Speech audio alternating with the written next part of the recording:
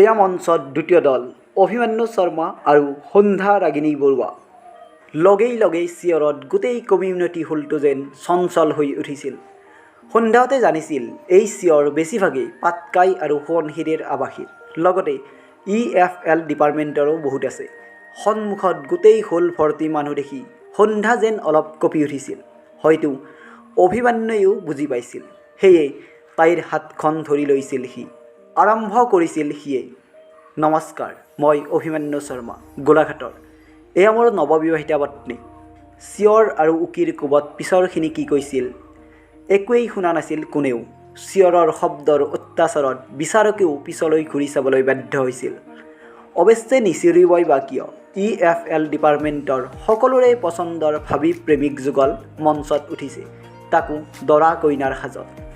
অভিমন্যুৰ পিছত সন্ধ্যায়ো এমুকুৰা হাঁহিৰে নিজৰ চিনাকি দিছিল। নমস্কাৰ, মই সন্ধ্যা ৰাগিনী বৰুৱা আৰু মই বিশ্বনাথ চাৰিআলিৰ জীয়াৰী। লগেই লগেই পিছফালৰ পৰা কোনোবাই চিঞৰিলে, মাত নহয় মুৰুলি, তাৰ লগে লগে আকৌ বেলেগ এটাৰ চিঞৰ, হাঁহি নহয় বিজুলী। বহুত কষ্ট কৰি নহঁহাকৈ আছিল অভিমন্যুৱে। এই যে চিঞৰবোৰ, সি নিজেও কমখন জোকাইনে? আজি নিজৰ লগত হওঁতেহে গম পাইছে জ্বলাটো।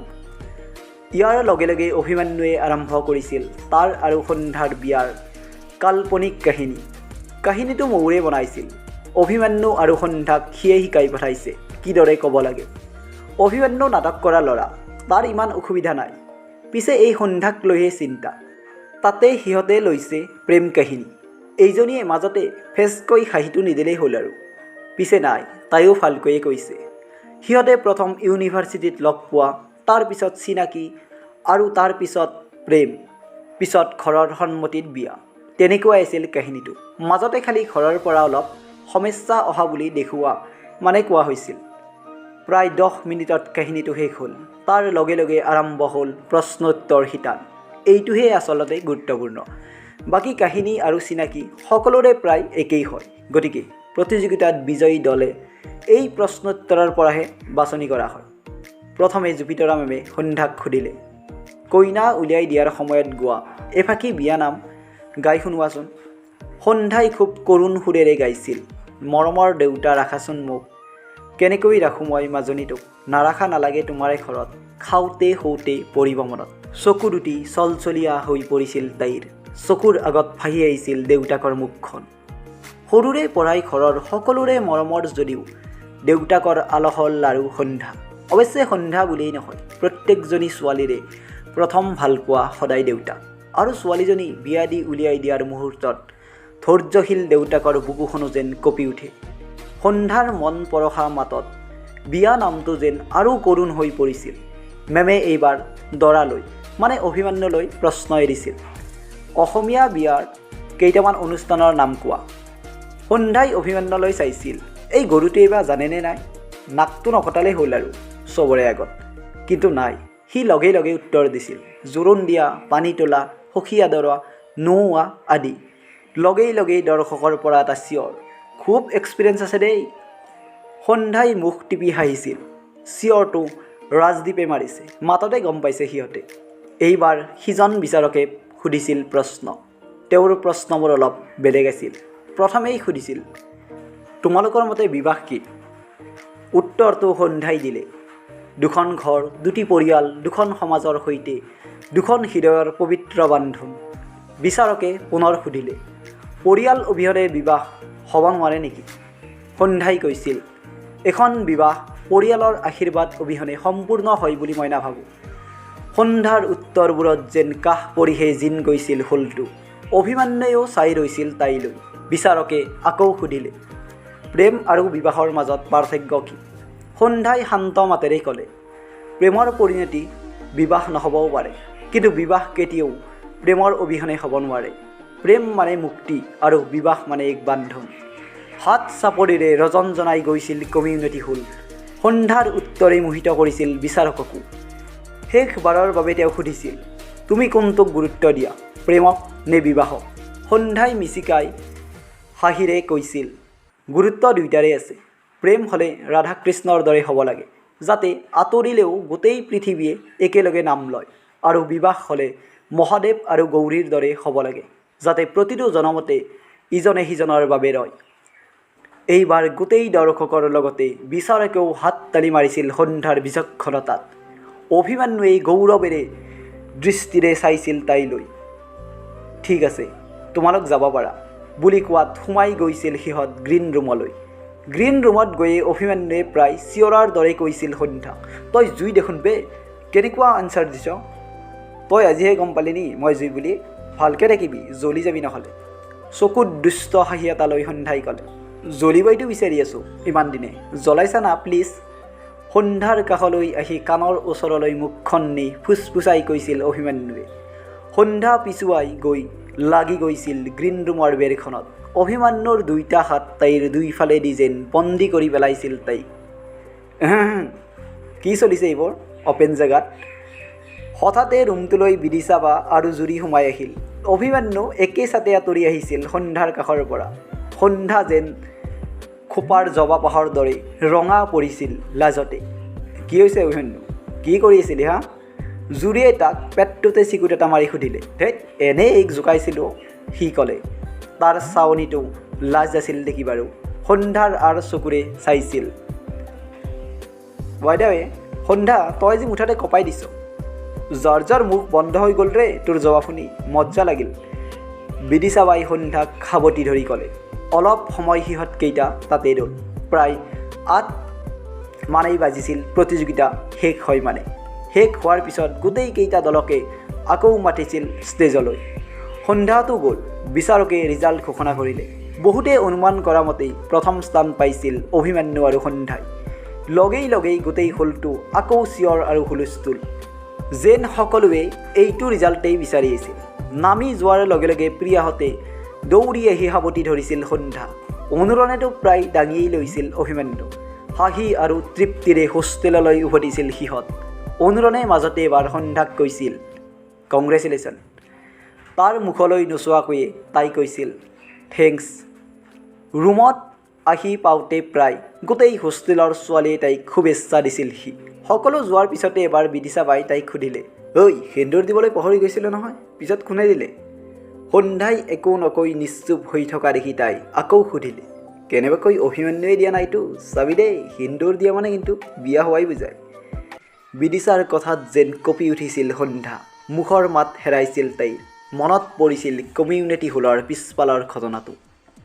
সিন্দুৰকণ দিবলৈ কাকো নোপোৱাত অকলেই ষ্টেপতে বহি আছিল তাই। হলৰ পিছফালৰ বাটটো গৈ পাটকাৰ আগফালে ওলাইছেগৈ। সেইফালেৰে আহি আছিল অনুৰণ। তাইৰ কাষ পাই শুভেচ্ছা দিছিল আৰু হাতত সেন্দুৰৰ টেমাটো দেখি সুধিছিল, এইটো লৈ আছা যে? সিন্দুৰেই ল'ব পাহৰিলোঁ মই হিৰত। মাতটো যেন ঠুকাঠুকিকৈ ওলাইছিল তাইৰ। অভিমন্যুক নকলা কিয়? অকণমানকৈ লগাই দিলেই হ'ল, যাৰ চকুত পৰাকে। অনুৰণৰ কথাত তাই ক'লে অভিমন্যুৱে নলগোৱাৰ কথা। চাওঁ মোক দিয়া বুলি টেমাটো হাতলৈ লৈ খুলিছিল অনুৰণে। খুব সহজভাৱেই তাৰ পৰা অকণমান সিন্দুৰ সৌ হাতেৰে লৈ কপালিডাল আঁতৰাই দি দিছিল সন্ধ্যাৰ শিৰত। হয়তো খন্তেকৰ বাবেও ভবা নাছিল অজানিতেই কি কৰি পেলালে সি। হয়তো সন্ধ্যাৰ সমস্যাটো আঁতৰ কৰাটোৱেই প্ৰধান লক্ষ্য আছিল তাৰ। সন্ধ্যাই চকু মুদি দিছিল। সিন্দুৰৰ সৈতে অনুৰণৰ হাতৰ পৰশত যেন জিকাৰ খাই উঠিছিল তাই। তাৰ পিছতে কিয় জানো অনুৰণলৈ চাব পৰা নাছিল তাই। কঁপি আছিল বহু সময়লৈ। কাষত দৰা সাজত অভিমন্যু। সকলোৱে জোকায়। তাইও ভাবে অভিমন্যুতে আছে তাইৰ মন। তথাপিও কিয় জানো হৃদয়ত বাজে আন এটি সুৰ, অনুৰণ। ঐ কি হ'ল, তই চিৰিয়াছ হৈ গ'লি যে? ধেমালি কৰিছোঁ ঐ, এজনী সেন্দুৰকণ দিলেই বিয়া হৈ যায় নেকি? এই চিনেমাবোৰত দেখা নাই, সেন্দুৰ দিয়ে থাকে দেখোন। সন্ধ্যাই বহু সময় একো নোকোৱা দেখি বিদিশাই বুজালে। তাইও তেতিয়াহে ভাবিলে, নাই, তাই আচলতে বেছিকৈ ভাবিছে। ইমান একো নাই। তাইৰ সেই সময়ত লগত কোনো নাছিল বাবেই অনুৰণেই দি দিলে আৰু সিন্দুৰকণ। তাতে ইমান ভাবিব লগা কি আছে? অনুৰণ তাইৰ প্ৰিয় বন্ধু। সি প্ৰিয় হৈ থাকক এনেদৰে। সি তাইক সহায় কৰিলে আৰু তাই এইবোৰ ভাবি আছে। সি গম পালে কি ভাবিব বাৰু? ধেই নাপায়। ভাববোৰ জোকাৰি পেলালে তাই মনৰ পৰা। প্ৰথমটো প্ৰতিযোগিতা জিকাৰ পিছতে সন্ধ্যাৰ ওপৰত আহি পৰিছিল হোষ্টেলৰ আন প্ৰতিযোগিতাৰো দায়িত্ব, যেনে ইণ্ডিয়ান কোৰাছ, বিয়ানাম, দিহানাম আদি। সেইকেইদিন আজৰি পোৱা নাছিল তাই।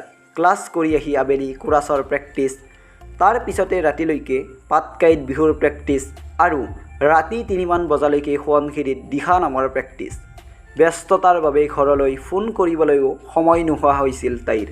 তাৰ মাজতে সোৱণশিৰিৰ ভিতৰে বাহিৰে তাই শুনিবলৈ পাইছিল নাটকত অভিমন্যুৰ দুৰ্দান্ত অভিনয়। বহুকেইজনী ছোৱালীয়ে হেনো তাক চাবলৈকে প্ৰেক্টিছত গৈ বহি থাকে। এদিন দিবাবাই জোকাইছে সন্ধ্যা, সময় থাকোঁতে কৈ দে, পিছত কিন্তু বেলেগৰ হৈ গ'লে কান্দিব লাগিব। উত্তৰত মাত্ৰ হাঁহিছিল সন্ধ্যাই। কিন্তু সকলোৱে জোকাওঁতে তাইৰ মনৰ ক'ৰবাত যেন অভিমন্যুৰ প্ৰতি গঢ় লৈছিল এটি নতুন অনুভূতিয়ে, হয়তো তাৰো। এইবোৰৰ মাজতে আহি পাইছিল নাটকৰ দিনটো। সেইদিনা ক্লাছলৈ অভিমন্যু অহা নাছিল। গোটেই দিনটো সন্ধ্যাও প্ৰতীক্ষাত আছিল তাৰ অভিনয় চোৱাৰ। তাইৰ বিহু প্ৰেক্টিছ পাটকাইত হয় বাবে এদিনো তাৰ অভিনয় চাই নাপালে। এতিয়া চিধা ষ্টেজতে চাব আৰু। 5 বজাৰ পৰা প্ৰতিযোগিতা আৰম্ভ। গোটেই KBR অডিটৰিয়াম ভৰি গৈছিল। ঠাই নাছিল ক'তো। যেন প্ৰতিখন হোষ্টেলৰ প্ৰতিজন আৱাসী উঠি আহিছিল। নাটক ভাল নাপালেও নিজৰ হোষ্টেলক সমৰ্থন কৰিবলৈকে আহিছিল বেছিভাগ। সন্ধ্যাতেও হোষ্টেলৰ গোটেইকেইজনী একেলগে বহিছিলগৈ। বিচাৰক আহি পোৱাৰ পিছতে আৰম্ভ হ'ল নাটক। এইখনৰ মুঠ সময় 30 মিনিট।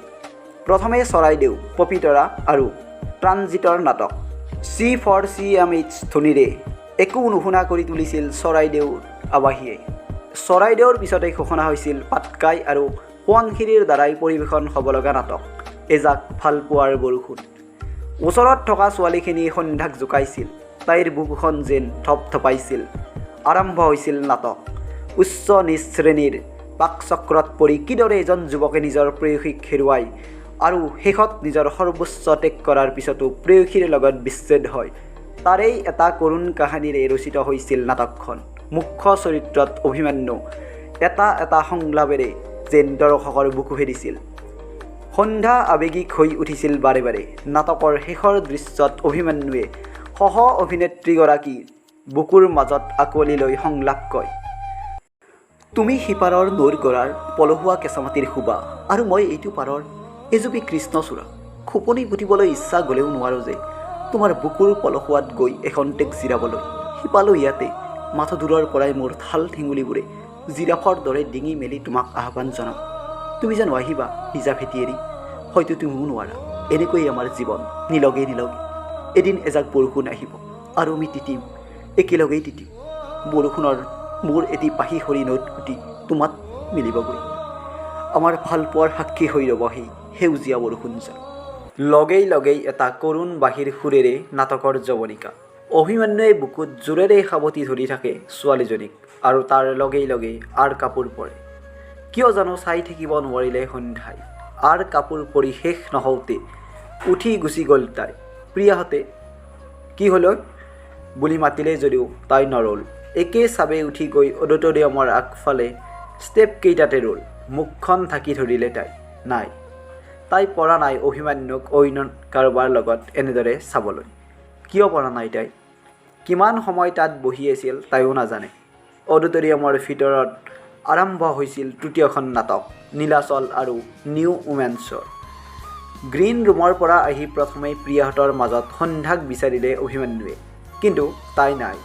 শেষত সিও আগফালে ওলাই অহাত ষ্টেপত তাইক দেখি মাত লগালে, ঐ কি হ'ল, বুজি আহিলি যে? এবাৰ নকলিও মোৰ এক্টিং কেনেকুৱা বুলি। ভাল কৰিছ, সন্ধ্যাৰ চমু উত্তৰ। অভিমন্যু তাইৰ কাষতে বহিল এইবাৰ। তাৰ মুখৰ পৰা মেকআপ যোৱাই নাই। এটা হাতেৰে তাইৰ বাহুত ধৰি সি ক'লে, কি হ'লো মোৰ পাগলীজনীৰ, ক না। সন্ধ্যাই আজোৰ মাৰি তাৰ হাতটো বাহুৰ পৰা আঁতৰাই ক'লে, ইমান সময় সাৱটি ধৰি থাকিব লাগে নি কিবা সেইজনীক? অভিমন্যুৱে যি সন্দেহ কৰিছিল সেইটোৱেই হ'ল। সি হাঁহি ক'লে, কথা মানে সেইটোহে। হাৰে সেয়া এক্টিং আছিল বাবা, ডাইৰেক্টৰে যেনেকৈ কৈছে মই তেনেকৈ কৰিছোঁ আৰু সেইজনী ছোৱালী আমাতকৈ বহুত ডাঙৰ, মই বা বুলি মাতোঁ। আৰু এক্টিং কৰা মানে সঁচা নহয়তো। শপত? সন্ধ্যাই তালৈ চাই ক'লে, শপতো বেঙি। কাণ দুখন হাতেৰে ধৰি তাইৰ সন্মুখত আঁঠু কাঢ়ি অভিমন্যুৱে কোৱা ভাজ আৰু সুৰটো দেখি সন্ধ্যাই হাঁহি উঠিল খিলখিলাই। অভিমন্যুৱে এইবাৰ তাইক দুইটা হাতেৰে কাষলৈ চপাই নি ক'লে, এতিয়া যাবিনে ভিতৰলৈ, নে তোকো এনেকৈ সাৱটি ধৰি থাকিম ইয়াতে? চেহ, যা এইডাল অসভ্য বুলি তাক ঠেলা এটা মাৰি তাই ভিতৰ পালেগৈ। অভিমন্যুৱেও অডিটৰিয়ামৰ কাষেৰে গ্ৰীণ ৰুমত সোমালগৈ নিজৰ নাটকৰ মানুহখিনিৰ ওচৰত। প্ৰায় 3 ঘণ্টামানৰ পিছত নাটক শেষ হ'ল।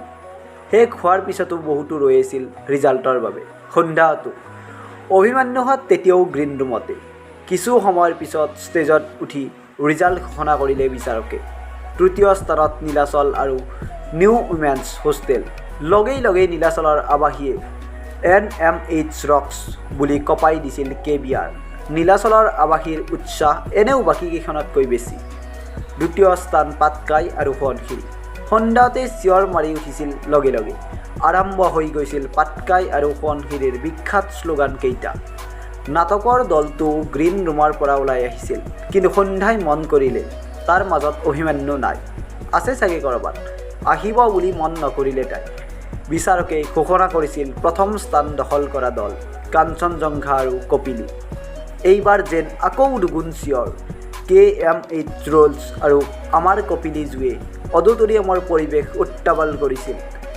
এইবাৰ আকৌ বিচাৰকে ঘোষণা কৰিলে শ্ৰেষ্ঠ অভিনেত্ৰীৰ নাম। পবিতৰাৰ ৰঞ্জনাবায়ে পাইছে। পবিতৰাৰ ছোৱালীবোৰৰো চিঞৰ কাণত পৰিছিল সকলোৰে। এইবাৰ শ্ৰেষ্ঠ অভিনেতা। সন্ধ্যাই চকু মুদি প্ৰাৰ্থনা কৰিছিল অভিমন্যুৱে যাতে হয়। তাই জানে সি নাটক কিমান ভাল পায়। হয়তো সন্ধ্যাৰ প্ৰাৰ্থনাত সঁচাই শক্তি আছিল। বিচাৰকে ঘোষণা কৰিলে শ্ৰেষ্ঠ অভিনেতা পাটকাইৰ অভিমন্যু শৰ্মা। সন্ধ্যাই চিঞৰ মাৰি যেন প্ৰিয়াৰ গাতে উঠিব লৈছিল। দীপাবায়ে সন্ধ্যাকে কংগ্ৰেচুলেশ্যন কৈছিল। পিছফালে বহি থকা ময়ূৰ আৰু অনুৰণহঁতো চিঞৰি চিঞৰি আগফাল পালেহি। কিন্তু অভিমন্যু সি ক'ত? সন্ধ্যাই ওলাই আহি গোটেই অডিটৰিয়ামৰ চাৰিওফালে চাইছিল, কিন্তু সি নাই। KBRৰ পিছফালখন প্ৰায় অন্ধকাৰ। 2-3টা গ্ৰীণ ৰুম পাৰ হৈ বাহিৰৰ ফালে অলপ জংঘল। অডিটৰিয়ামত সোমোৱা গেট দুখন। এখন সন্মুখৰ পৰা, আনখন গাৰ্লছ হোষ্টেল কপিলী আৰু পবিতৰাৰ সন্মুখেৰে। সেইখনেৰে সোমালে চিধা গ্ৰীণ ৰুমো ওলাবগৈ পাৰি আৰু পিছফালে সেই এন্ধাৰ বননিখিনিও যাব পাৰি। বননিৰ মাজতে ফোনত কথা পতাত ব্যস্ত আছে অভিমন্যু। ঠাইখিনি এন্ধাৰ বাবে কোনেও নুঘূৰালৈকে তাৰ মুখখন দেখা নাপায়। ভিতৰত ৰিজাল্টৰ ঘোষণাত চিঞৰ বাখৰ, কিন্তু সি ফোনত ব্যস্ত। কপা কপা মাতেৰে অনৰ্গল কৈ গৈছে সি। আৰু কি বিচাৰা তুমি মোৰ পৰা কোৱা? তুমি বিচৰা মতেই তোমাক ভাল পালোঁ, পাগলৰ দৰে ভাল পালোঁ। আৰু এদিন তুমি ক'লা যে তুমি আঁতৰি যাব খোজা। মই একো নোকোৱাকৈ মানিও ল'লোঁ, কাৰণ মই জানো প্ৰেম জোৰ জবৰদস্তি কৰি কৰা বস্তু নহয়। এতিয়া সকলো শেষ হোৱাৰ পিছতো কিয় তুমি মোক আগবাঢ়িব নিদিয়া? বাৰে বাৰে ফোন কৰি মোক কিয় দুৰ্বল কৰা? কি লাগে তোমাক কোৱা? অলপ শান্তি দিয়া মোক। বহু চেষ্টা কৰিছিলোঁ তোমাক মৰমত ৰাখিবলৈ, কিন্তু তোমাৰ কেৱল তৰ্ক আৰু কাজিয়া। এতিয়া চব শেষ হোৱাৰ পিছতো কি বিচাৰা তুমি মোৰ পৰা? মই নোৱাৰিম, মই এনেকৈ শেষ হৈ যাম মই। শেষৰ ফাললৈ মাতটোত কান্দোন মিহলি হৈ গৈছিল অভিমন্যুৰ। সিফালৰ গৰাকীয়ে হয়তো ফোনটো কাটিছিল। ফোনটো থৈ বৈ অহা চকুপানীখিনি এন্ধাৰতে মুচি আহিবলৈ লৈছিল অভিমন্যুৱে। চবেই চাগে বিচাৰি আছে তাক। পাটকাই চিঞৰৰ পৰাই সি গম পাইছে সিহঁত জিকিছে বুলি। এন্ধাৰৰ পৰা মুখখন ঘূৰাই হতচকিত হৈ গৈছিল অভিমন্যু। যেন স্তব্ধ হৈ গৈছে সময়, স্তব্ধ হৈ গৈছে হৃদয়। কাৰণ সি আহিবলৈ ঘূৰাৰ লগে লগে দেখিলে চকুত অজস্ৰ অশ্ৰু তথা প্ৰচণ্ড অভিমান আৰু ঘৃণা লৈ তাৰ সন্মুখত থিয় হৈ আছে সন্ধ্যা।